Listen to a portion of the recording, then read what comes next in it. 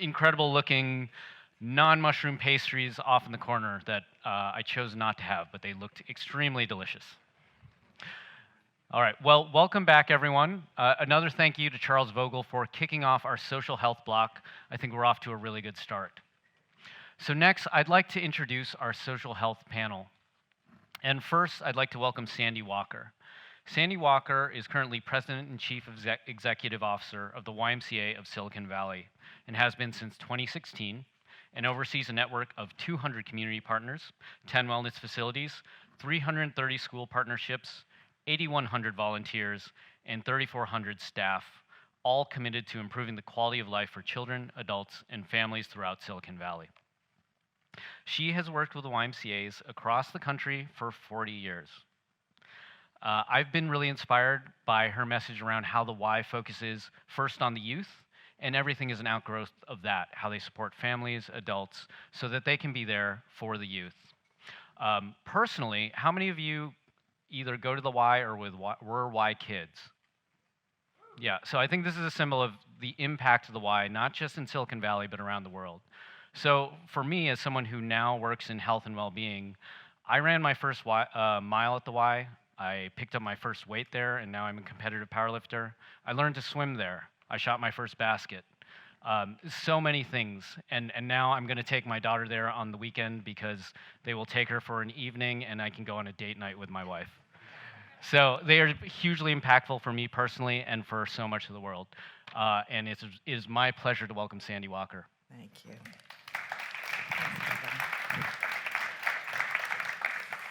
Next, I would like to welcome Brandon Peel. So Brandon has a very long and varied path to where he is today, but when you find out what he's doing today, it totally makes sense. So if you pick up one of his best-selling books, Planet on Purpose, it starts with a story about him being arrested multiple times across several states. He ultimately found his place as a purpose guide and author of several extremely insightful and well-researched books on finding one's purpose. He has an MBA from Columbia Business School and has worked with many of the world's leading organizations on activating purpose-led and inclusive cultures. Currently, he is Vice President of People Sciences at Ion Learning. My best pitch for Brandon is this. If you need someone to call you on your BS, but do so with a great amount of warmth, compassion, and top-notch research, then ultimately pick you up and help you move forward, then Brandon is your go-to person. I am very happy to welcome Brandon Peel. Thanks.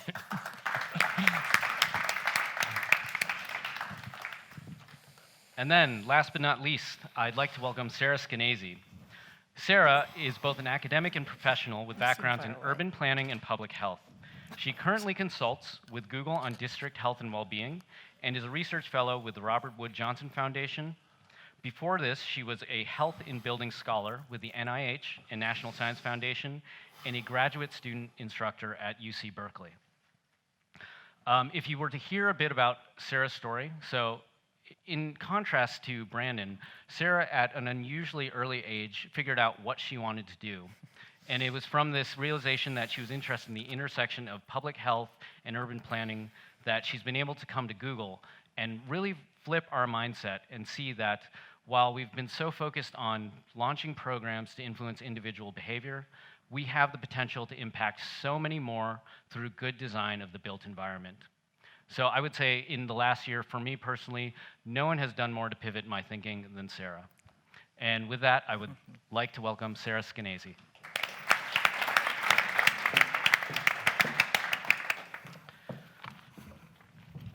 All right, welcome panel. Thank you. So, to start with, first question, from each of your different perspectives, how do you define social health? Let's start on the far side with Brandon. All right. Well, I'm just so happy to follow Charles here because creating these authentic communities is essentially the baseline of health. I mean, we are a social animal. Unfortunately, we've had a few hundred years of Enlightenment thinking that we're, living in a lifeless clock. We're not connected to each other. Relationships don't matter. We can move anywhere we want. But that's actually just not true. Like, we need place, we need connection, And from my unique, I guess, purpose perspective, like I want to know not just how you're doing today, but like what's your purpose? How can I stand and support you in that? And so like that relationship is more than just being accountable and reliable, but like an active stand for your greatness in the world. So I'd like to put that lens on it. Thank you. So I come at this from an organization that's been serving the community for 175 years. And when you look at the why and you see the triangle, it's about spirit, mind, and body health, the three sides of the triangle equally balanced. And the way that spiritual health comes alive for us in our current brand description is youth development, healthy living, and social responsibility. So when we think about social health, we really think about building a strong and vibrant community that is for all. So it's about equity and access. It's about finding what the greatest community needs are and seeing what we can do, not only as an organization to address those needs, but how we can rally others to be part of serving our neighbors and our community. And so for us, it's about service, and it's about empathy, and it's about rallying resources for the good of all. Yeah, one thing that strikes me is every time I walk into the YMCA, I can see such a diverse set of people from, whether it's, race, age, socioeconomic background. It's really stunning, and it's right here in Silicon Valley. Thank you. Sarah, what about you? Yeah, so, I'm really interested in these subjective and highly personal experiences of meaning and life satisfaction at the individual scale. Social health in my world of urban planning and public health means that we've successfully grappled with the upstream determinants that lead to downstream outcomes at the population scale. And so that means that we're addressing the root causes that lead to social isolation and poor mental health. So it's fantastic that we're thinking about how to give people access to coaching, how to give people counseling, apps and resources and experiences meant to make their existence kind of bearable in a capitalist society. But I think we also need to really grapple with the complex nature of how things like systemic lacks of power and agency are making people sick. So let's go back down the line. Let's build on that a little bit. So now, like through your lens and thinking at the district scale and maybe some of the upstream factors that you mentioned, whether you want to frame it as challenges or opportunities, what are you seeing?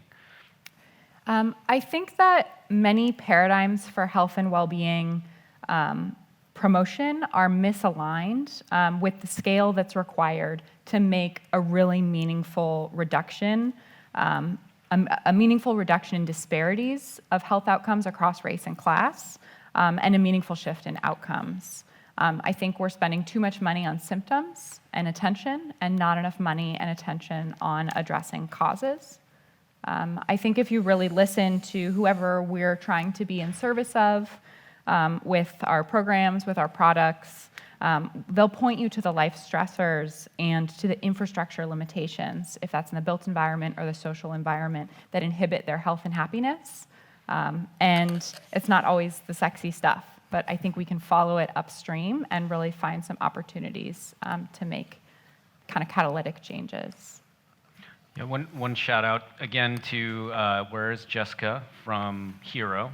So an event, the Hero Forum that was held a few months ago, their keynote speaker from the de Beaumont Foundation, the way they described this was, if you have a tank of fish and they have a bunch of symptoms, you can give them medicine to make them better, but if you never clean the tank, they will just keep getting sick.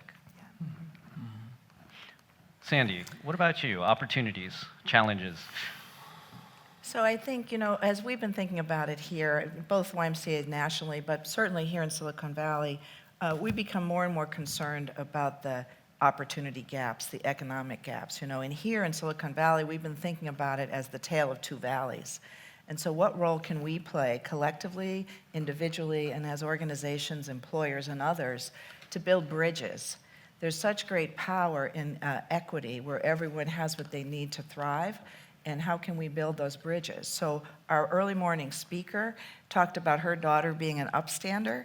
That comes from programs like the YMCA's Project Cornerstone, where we work on the developmental assets that all kids need in their lives, and I would argue we as adults need those same things in our lives. The more of those assets that they have in their lives, the more likely they'll be resilient, the more likely that they'll be able to give back to others and be successful employees for you and parents and leaders in our community in the future.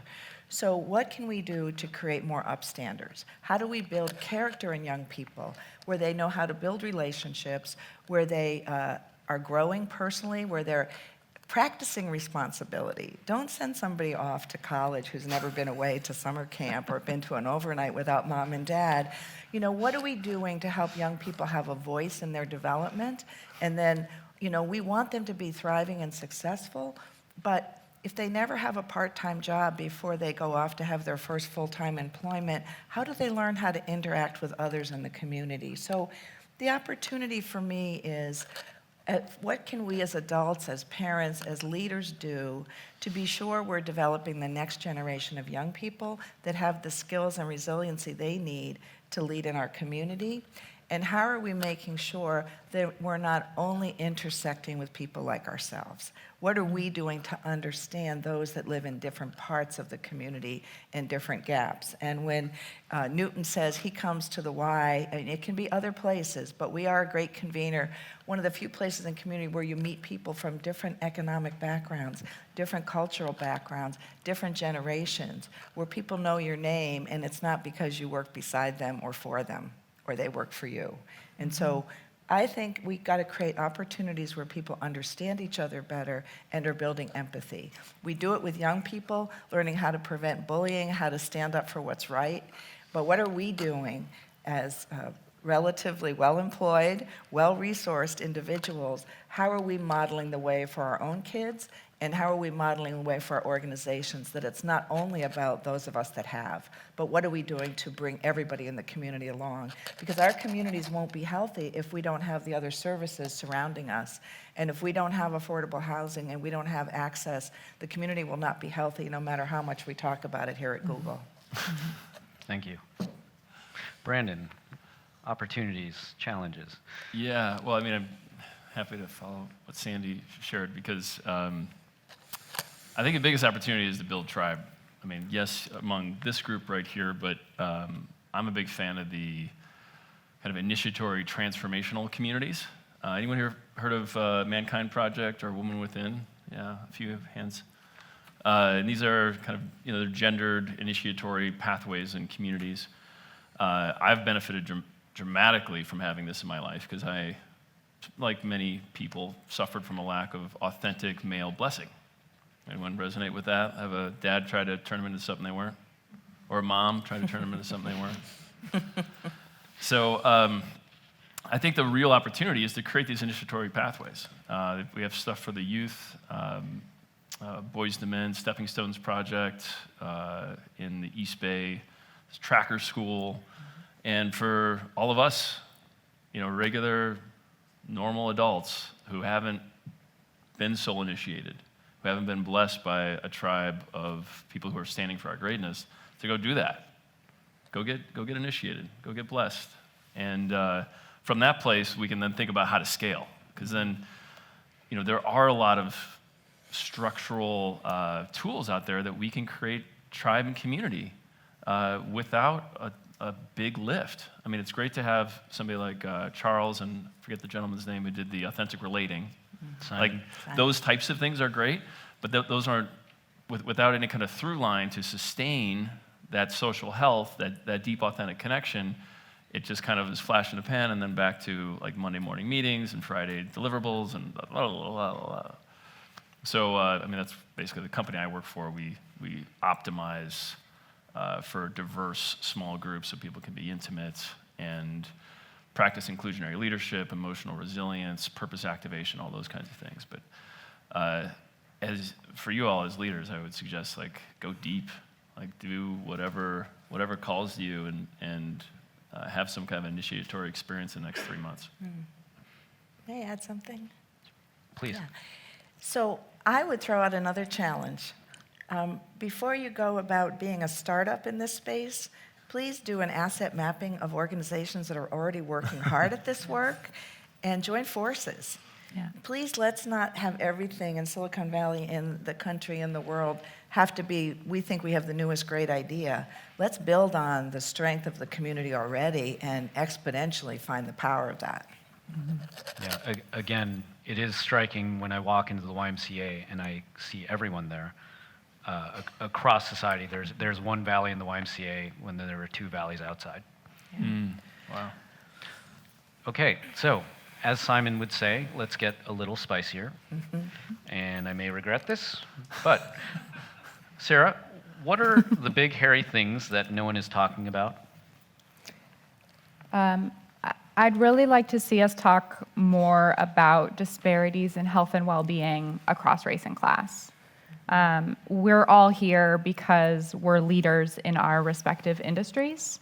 And what we understand in public health is that leadership creates narrative, narrative creates policy, policy creates the conditions in our social and built environments that have immense impacts on people's health and livelihoods.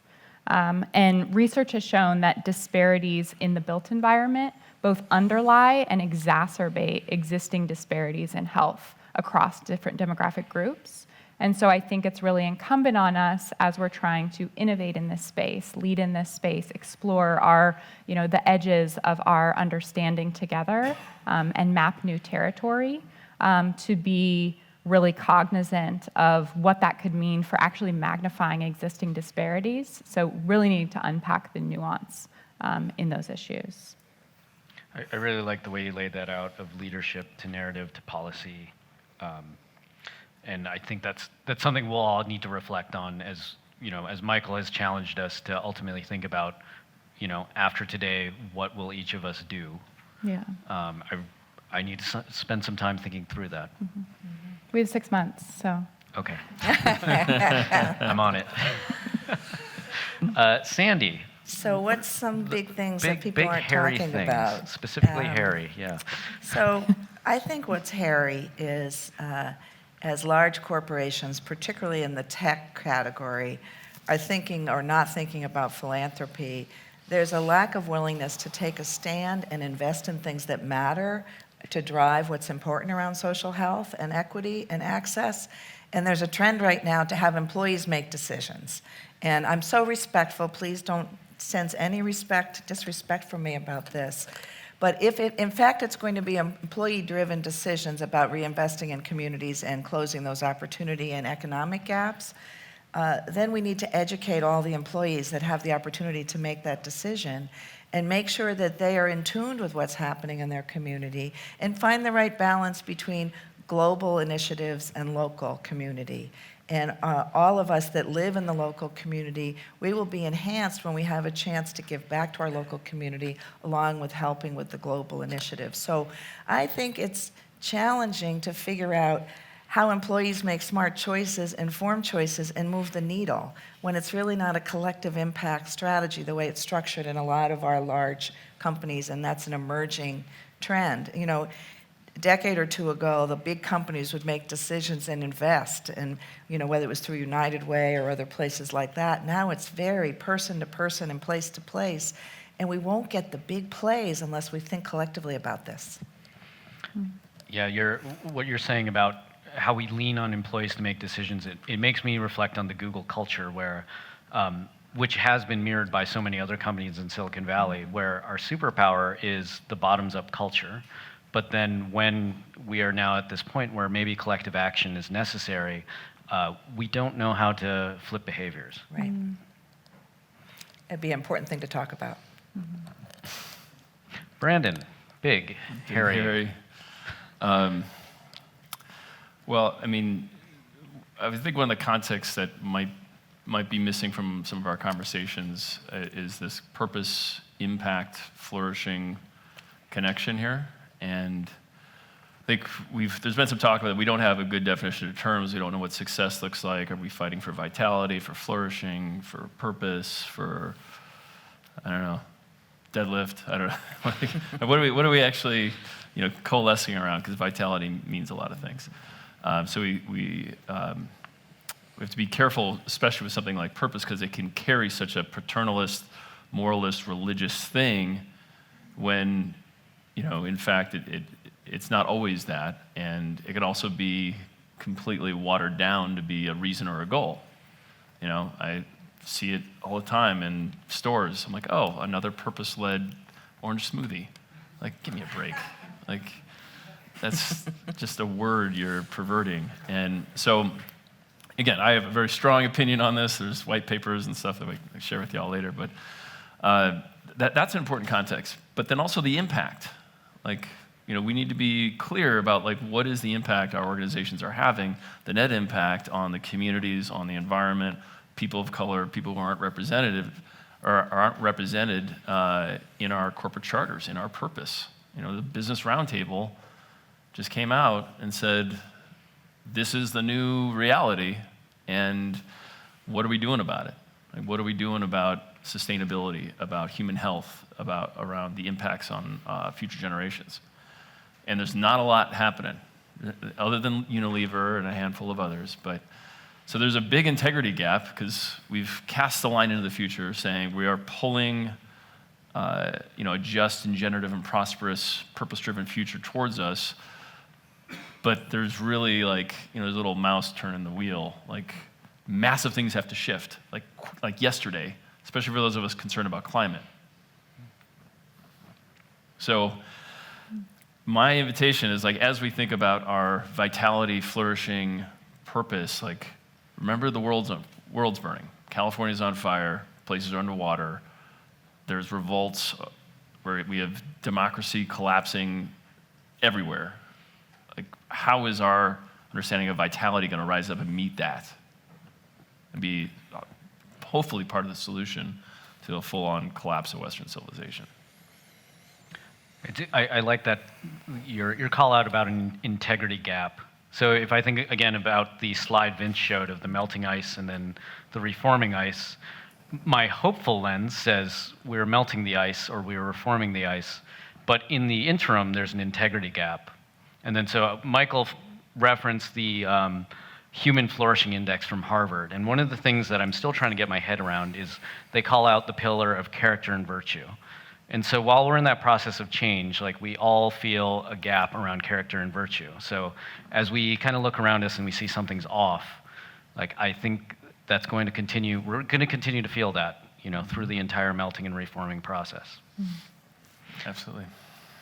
So let's go through one last round of questions and leave us with some hope. If we want to make an amazing and positive impact on the world, what would you ask of the participants in this room? Sarah, let's start with you. I think that I'd really encourage everyone here to become literate in the community development and public health spaces as a strategy to make your more targeted downstream interventions more likely to be successful. And read the community health needs assessments of the communities in which you're working. And there are issues that have been identified, and there is deep, deep expertise, and we can look for alignment of objective and then move forward from there. So building on that, I think I had some sort of question along these lines for you maybe 6 months ago, and you replied with a very robust Google Drive folder of research for me to read. Yeah. So it's out there, it is organized, Sarah knows where it is. Right. It is totally doable if you put in the time. Can I give one example of what that Yes. looks like? For example, in Sunnyvale. The city of Sunnyvale has assessed their population and is saying, hey, we have a lot of people that are aging, and we anticipate that the population of our city is going to be rapidly aging in the coming decade to 2 decades. So they're trying to get a World Health Organization designation as an aging-friendly city. What does that mean? What is needed in urban design, in program services, in infrastructure, social infrastructure? what do people, they need affordable housing and choice. They need, safe and accessible public realm. They need public transit. They need to be able to age in place and in their communities. And then as Google is thinking about what happens when we jump from building scale to several hundred acres, the opportunities are huge. And you can just say, hey, we weren't necessarily thinking about age in place or design, 8 to 80 rule, designing for an 8-year-old, designing for an 80-year-old, but we can weave all of that in and then be building bridges with the people who have been doing this work for a long time. So that's just like one kind of place-based example of finding alignment that makes the design and programmatic offerings more meaningful for everyone. Yeah, I think it's one example, but it's just so hugely impactful to so many people who live and work here. Yeah. Thank you. Sandy. I've already challenged you to think about collective impact, but my personal challenge to each of us is to model the way. Think about what you're doing as an adult leader to work on your own purpose, to get clarity about what you're doing in the context of the greater community. Do a gut check. Are you familiar with those that are different than yourself in the area where you live? And how could you get proximity? Because proximity gives you deeper understanding. And when you do that, the children around you will be enriched. We did a survey in Silicon Valley through the YMCA Project Cornerstone, which is where our upstanders all learn and grow. And across 43,000 young people, only 50% of them feel like they have a purpose. And so you and we and I, we all need to model the way for having these discussions in a meaningful way. And to take the family unit that you live in and the young people that you know, join with them to do something for the greater community. And because that will begin to tackle the social health. It might be a young person encouraging their mom or dad to go to the YMCA Diabetes Prevention Program or to work out together. It might be volunteering in the community. But what is something that's for someone else? Because it's that, we've heard it from Charles this morning, we've heard it in a lot of different ways. That self-focus is, I don't think, where we're going to get the big play. So what can you do to model the way to think about your place in the community to help your neighbors and to help the community? Thank you. I think that's a really good reminder. I think something that I have to often remind myself as we talk about community is that it's not something separate from me. Right. It's not the building across campus. It's all of us. Right. Brandon, inspire us before we move on. All right, so we left off the end of Western Silicon. So a couple things, like I think we're already beginning, the wheels are on the bus around a shared language around what vitality is and purpose and how we're going to frame it and begin to continue the conversation. So I think that's important, continue to be part of that conversation. The other thing that, speaking to the social health piece is that we all need people. Anyone heard of the mastermind theory, like you're the average of your 5 closest friends, something like that? I mean, without intention, those 5 closest friends are just going to validate your pity party. And my invitation is to have people who are jerks, who love you so much to be mean to you. And because to be the leaders we need to be, to have vitality take hold, to have flourishing take hold, we have to be on a transformational journey, and that takes fierce, tough love. I experienced that in my men's circle. My best friend is a jerk. My wife is a bull. And my invitation is upgrade that circle of 5. Cut loose the folks who aren't doing their work. Cut loose the folks who are draining your energy, who don't stand for your greatness, your purpose, and invite in some more folks who are really the real deal. That could be a women's circle, men's circle, that sort of thing. Thank you. I think that is an excellent challenge to all of us. So we actually have about a minute and a half left, so I'm going to throw out one thing that will preview a discussion we're all going to have a little later. And whoever is brave enough to take this on, I'd like to hear your thoughts. What is vitality?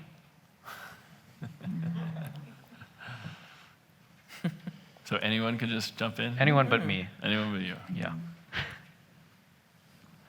I hold vitality to be a radiance that moves through a body, but it is not the body.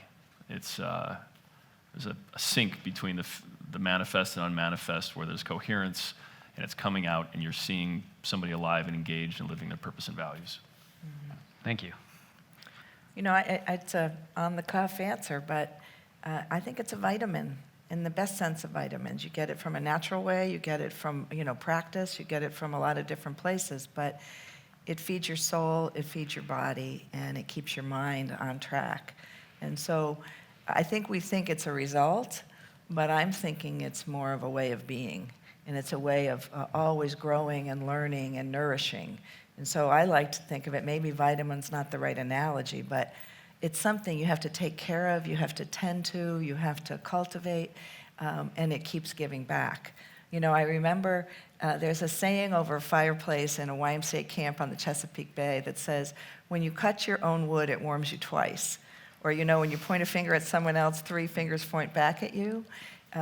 When you give to others, when you take care of your vitality, not only is it good for you, but it's good for the world and those around you. So I think it's maybe a vitamin is how I'm thinking about it today. I don't know if this really fits, but I think a lot about how words like inclusion are both about process and outcome. And I wonder if there's somewhere in there where we can play with vitality as a concept that is about both action and the things that result from that action. I think that is an excellent prompt to end on for all of us to explore later today. So I'd like you to join me in thanking our panel.